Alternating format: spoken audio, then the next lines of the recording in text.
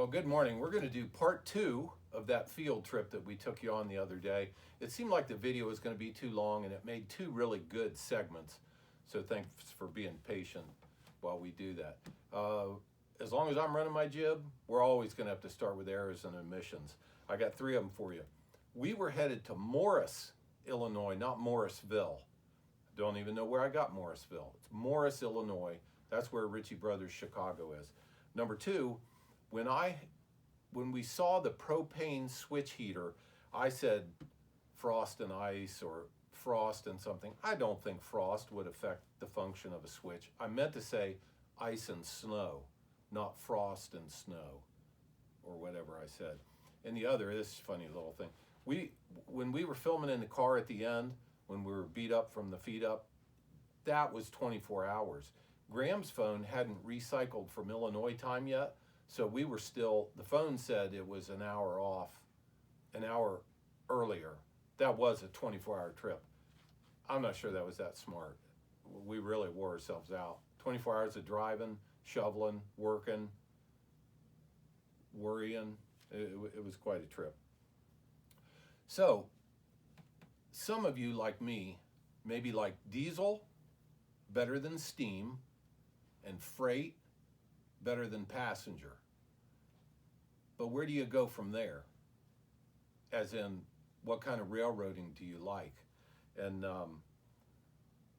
one of the reasons why I like Distant Signal is because he always, to me, seems like he shows things running smoothly.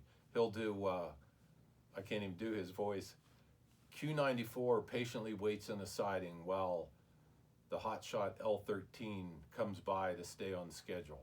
To me, it's really interesting, but things are running very, very smoothly. So what if you're interested in railroading is when things go wrong? That's my interest. It's when things go wrong. And Daryl, don't give me that look. I know why you watch NASCAR. It's not to watch things go smoothly. And you watch Jerry Springer. So what happens when things go wrong? Now, some of it's personality. I'm honored to say I did 20 years in the United States Coast Guard as a reservist.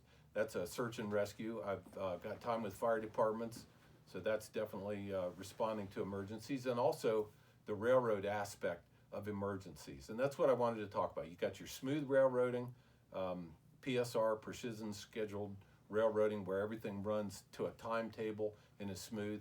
But what happens when things go wrong? When you think of things going wrong, what do you think of? Well, most people would say derailment. Certainly be the first thing I would think of. It's what makes the news. So that's probably why we think of that. But you could also have signal problems where no trains are moving because there's a signal problem. The message goes to Jacksonville, everything stops while this gets fixed. The other one is load adjustment. That's an interesting part of the industry that we've done a little bit in. You know, I told you about peeling back the layers of the onion. We've also done load adjustment. One time we took all the racks that held, I think, windshields or automobile doors out of one car that was going to be taken out of service for some repair that couldn't be made quickly. Took all the racks out, moved them over to another car and put them all back in. We put them back in the same order they came out in case it mattered. But that's an example. Another time we moved all the salt out of cars that had been derailed and were going to be torched. They were going to cut them up. They're old cars, damaged, but they're still full of product. We took all the salt out, put it in new cars so the product could be delivered and the old cars could be scrapped. An interesting job we did not get one time was stacks of freight car wheels in a boxcar. The load had shifted and bowed out the door on one side. So you can't open that door. You really shouldn't cut the hinges and latches loose and let the door fall away, because what if the wheels fall out? So you open the car from the other side. You got these stacks of wheels that weigh 1,000 pounds each and 6 in a stack. You've got to pull those stacks of wheels away from the bad door so you can get to the door, so you can open the door to fix the door to get the load back going again. So that's another area. But what we're going to talk about today mostly is the derailment part of the railroad industry, how it developed, where it's going. Then we'll end up with the field trip with what I think is some really innovative new ways at looking at the derailment industry. So if we went back to the earliest days of train wrecking, how would you imagine it was done? I don't have any videos of it, of course, or drawings to show you, but I would imagine it was done by horsepower. The earliest trains, when they came off the rail, they would grab for the resource they had, and they were used to using horses and mules to pull stuff, so I'd love to see that. That would be going way back. Of course, the next generation, they started to harness steam for locomotives and steam for wrecking. This is a good example of an old steam derrick, wrecker, a lot of different names for them. This is Detroit River Towing. Shout out to them for a great video.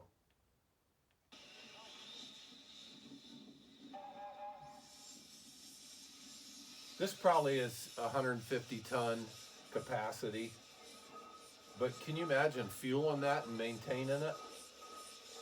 Can you hear the gears grinding?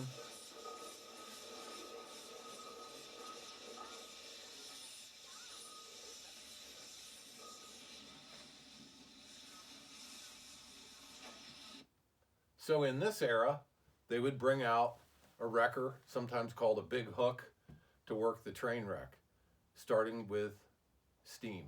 Next, we'll look at diesel. Well, like all of industry, after steam had proved useful and amazing for years, things became dieselized, as also happened on the big hook, the wrecker. This is a 250-ton Bucyrus wrecking crane. This video is by Ryan Wood. We'll put links in the bottom so you can go back and see these if you want. I believe this is at a railroad museum in California. But what interests me in this, and is interesting to think about, this machine could only work a derailment from one end. So if there were 15 cars off the track, even with 250-ton capacity right here, you can't get to the other end of that car. So amazing capacity. It's what they had to work with, but it was limited and it could only work one end of a train wreck. You had to start at one end and work to the middle. Even if you had a crane on each end, they had to work toward the middle. So to help with the limitations of the diesel wrecking crane, which couldn't reach to the middle of a derailment, and honestly couldn't go off into a field either to drag cars, to move stuff around. They were rail bound and only had so much reach. So along came the era of the bulldozer. I would like to introduce you to a video that's not watched enough. I'm amazed. It should be watched more by people that are interested in this part of the industry. This is Glenn Hulcher. The name of the video is CEO Chronicles, The Hulcher Legacy. I would strongly recommend watching this video. He starts at the very beginning of the bulldozer era into train derailments. People say, well, you had a train wreck lately. Well, in a small town, that's, it's everybody's business, I just sunk my teeth into this idea, and I never gave up. So those are the early days. Next, we're going to take a look at the next phase of train wrecking. Bulldozers are involved now. We're going to take a couple more steps.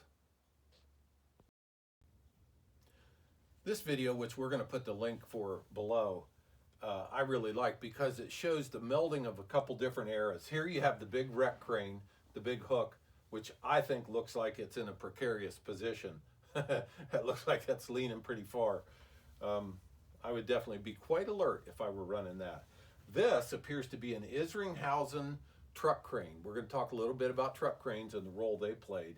The Isringhausen name will come up again as well. And here's your side boom. Interestingly enough, with a blade on it, which really makes it a bulldozer with a side boom, you would rarely see anymore a side boom with a blade. They got focused on doing one thing very well, and that was lifting from the side. But this video shows all three resources working. Really does show the immobility of the big hook crane, because once these outriggers are out and you've built up cribbing underneath them, note they're not even hydraulic. You just build up underneath it. It would take you quite a while to set that crane up to do one lift or anything you could reach in the radius, but that was one of the big drawbacks. And also, this was the era where railroads would haul bulldozers in a wrecked train with the big hook. They would haul the bulldozers on a depressed center flat car. So this is a little bit earlier than crews responding with side booms on low boys. That's what's coming up next. This is a shot of one of the depressed center flat cars, 6-axle trucks, correction, 2 3-axle trucks. So that's a high capacity car with the dozer on it. Side boom stored back here, counterweight left on. You'd have to drive that off the side of the car. It'd be another exciting thing to do. But that's a good example of a early side boom in a work train on its way to a wreck. So as I bring you up to speed on the history of this part of the industry, I've mentioned a couple influential names. I want to mention 2 more. The first one, Glenn Hulcher. If he's the granddaddy of this industry, this guy right here is the crazy uncle who does really well for himself. This is R.J. Corman. This little view right here is out of the YouTube video, Working Hard to Be Lucky, the R.J. Corman story.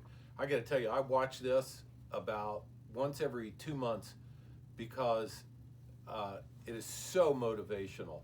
I would have loved to have met Rick Corman, an amazing individual, ball of fire. What he did in the industry is absolutely amazing. And he started actually in material delivery, but then quickly went into the derailment part and went the best he could early on, toe-to-toe with Hulcher. Now he gained ground quickly, became a major regional player while Hulcher was still national, and Corman is now national, coast to coast.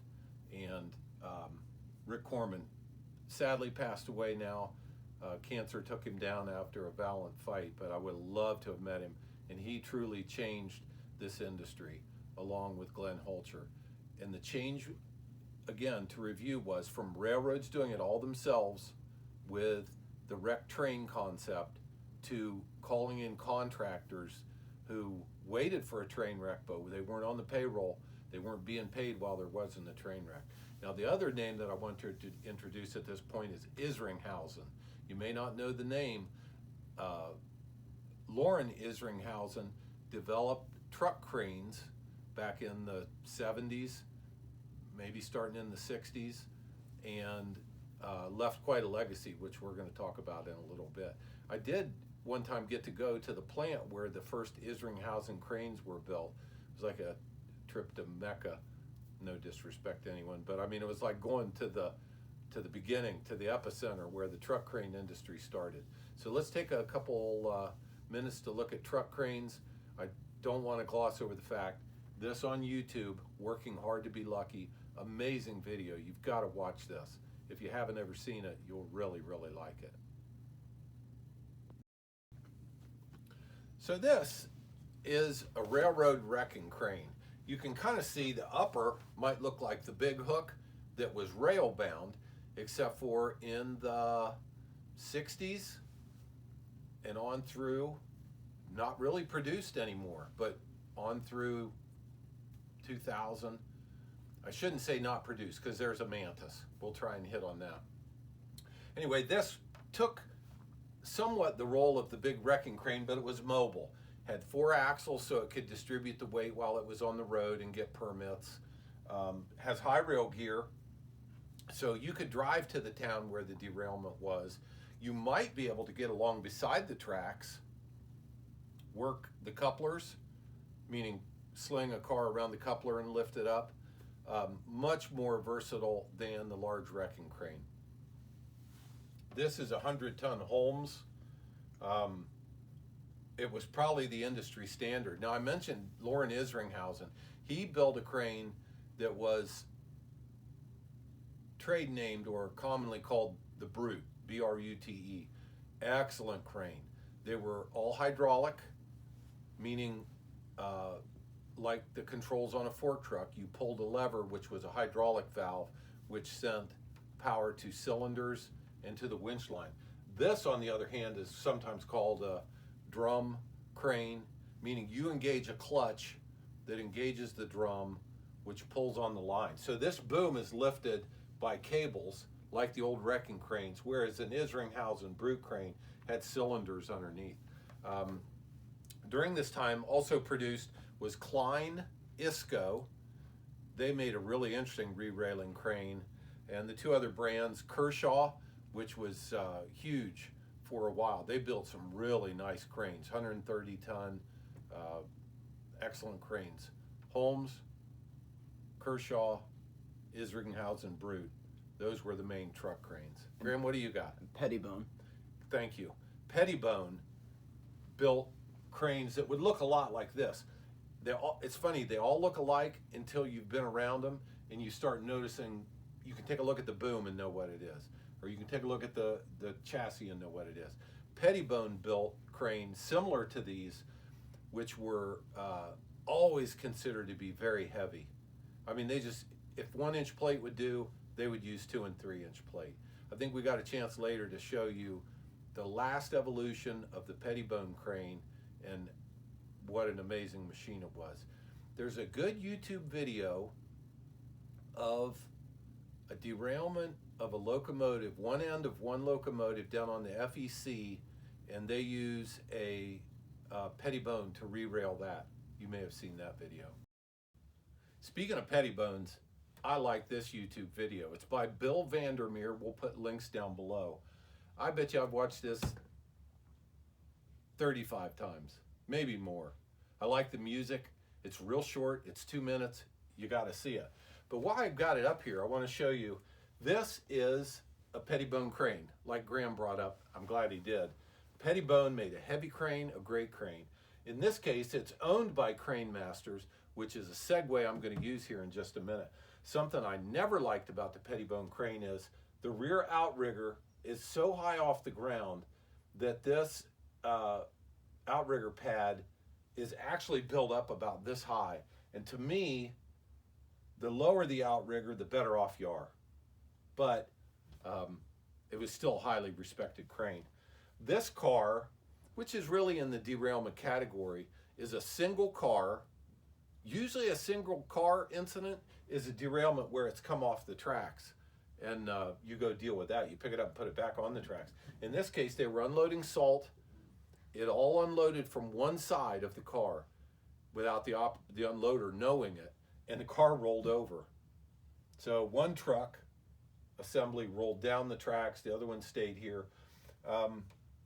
This crane, which is not a railroad crane, is a construction crane, shows the difference between a railroad crane and a construction crane. This has got a lot more boom and a lot lower capacity. That might be, I'll just guess, a 50-ton crane, rated at 50 tons. Whereas this Pettibone is a 100-tonner. So double the capacity. The boom does not extend on this. It's different in that it's solid-sided. It's a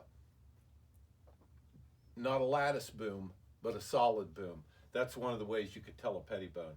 And now we'll transition to Crane Masters. Well, I mentioned the name Isringhausen and Loren Isringhausen and his development of railroad cranes, particularly truck cranes. But the Isringhausen name is still really alive and well in the derailment industry, and it's now Crane Masters. Loren Isringhausen's sons, Barry and Brian, who had worked in the railroad industry all along and helped with the development of equipment, now own one of the up-and-coming innovators and companies of great accomplishment in the railroad derailment industry. They have led the way with the development of this machine in combination with Mantis. They've worked to develop this machine. Now, I don't know a lot about it. I know enough to tell you about it. I don't put myself out as a true authority on this, or really any of this history for that matter. I'm just telling you what I have observed and heard and learned. Fact check any of it. Help me in the notes if there's something that I need corrected on. This is an amazing crane. This is one of the big developments to come along. Very, very high capacity. This video, which we'll put a link below, They carry this locomotive up this trail to get it back to the railroad to put it on a set of trucks, possibly dummy trucks, to get it away. In this video, you'll see also they've done a lot with using excavators. They have excavators with huge winches mounted for work. That, I can tell by the color of the boom, is a Corman side boom. So often on these big wrecks, the railroads will call in more than one contractor because they bring different tools and different ways of doing things. But the red boom tells me that's a Corman. A white boom would tell me it's Winters Rigging from near Buffalo. A blue boom would tell me it's Donahue out of Huntington. So that's just some of the subtleties and things that you'll end up noticing. I like this picture. It shows these tracks sucked way in, meaning the tracks brought in. These will also extend out so they can be on either side of the rails, both rails of the railroad. They can be out here. Tremendous capacity crane. Well, here's an example of an innovation brought along by crane masters. And this is a promotional video of theirs. I'm showing it to you because I think you'll be interested in it, and any good that comes from more people seeing it, I give the credit to them. They produced the video. We'll put links down below. Can you guess what that is? Very innovative. A problem that the industry has had for years is picking up tank cars. So what this view shows is the use of their amazing capacity crane, but this innovation is the tank car lifter. And what this does is lifts a tank car without any contact at all with the shell of the car. No damage to the tank car at all. The old way to do this used to be you would take sling or chain, take it up to your lift point, but it would tend to squeeze on the side of the car. Now, there were always plates that were used in pairs. You slid them down the side of the tank car, chained them up above so they would go to that point and stop. And then the weight was distributed by that larger plate and would cut down on the crushing, the force inwards. No contact at all, lifting a tank car with no damage. Crane masters, very innovative.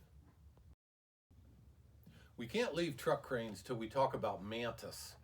Mantis, that I know of, has the only really modern rail truck crane on high rail gear. And this is a view of it lifting one end of a large road locomotive. This right here tells me they're going to replace the traction motor.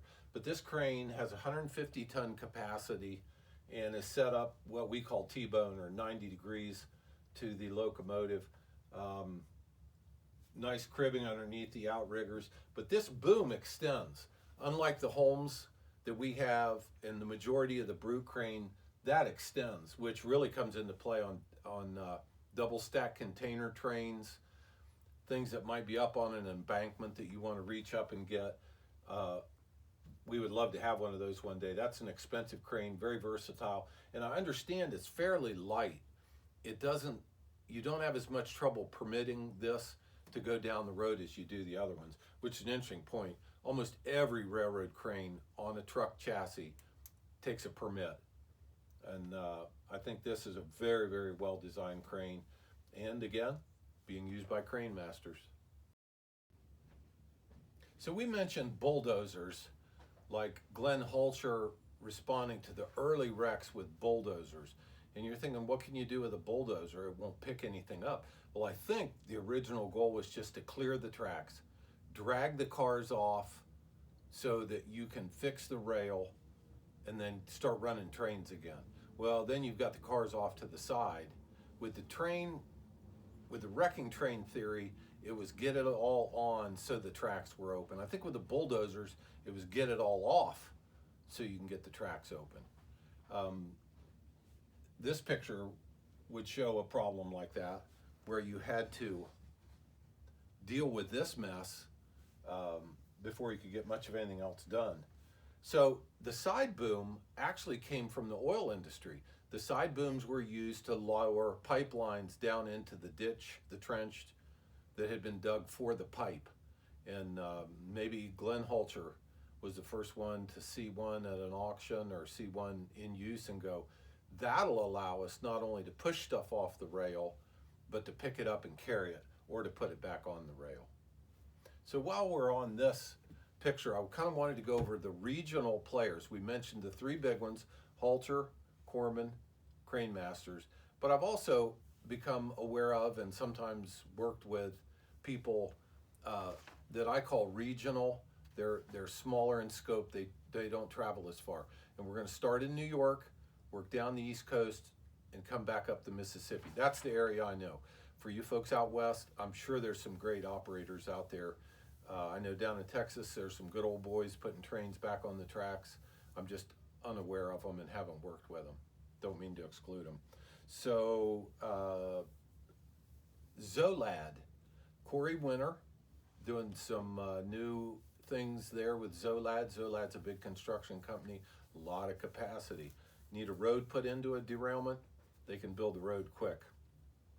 I think Fisher out of Schenectady, possibly, orangish pettibone and side booms. Winters rigging out of, what town is that? It's south of Buffalo. It's going to dawn on you here in a minute. Winters, great company, been in the business a long, long time. Grant Towing, South Carolina, my friend Kirby Grant. He can do amazing things. He is, if you can walk as fast as him, you're young or healthy or possibly both. He is a go-getter. Mideast Railroad Contracting, Ken Ader, great friend, passed away now. Side booms, truck cranes. Again, the trait that runs through these guys, they are the hardest workers that I've ever met. Utilico, Buddy Bryan, a couple divisions in the South, uses something we're going to talk about here in a little bit. John Deere 450 excavator modified into a derailment machine. Center State down in Florida using the same machine, did a lot of CSX work over in the Panhandle. And Grace Railroad Contractors near Memphis using Kershaw re-railing crane and a Klein Isco, which is a truck crane with a hydraulic boom that does not extend or have a winch line. Interesting machine. So those are what I see as the regional players, and spread throughout this part of the country. I'm sure there are more in other parts of the country. So I finished my tour with the regionals, coming around Florida, Memphis, and then on up to Chicago. And Chicago is crowded with railroads and has a lot of contractors there. Halter, Corman, Crane Masters. My friend Joe at Quality Rail Services uses a Holmes, does a lot of in-plant re-railing. And then outside of Chicago, my buddy Marty Maggio. And that's where our field trip was this week, specifically to look at this machine, what he's doing with it, and the difference that it's going to make in the derailment industry.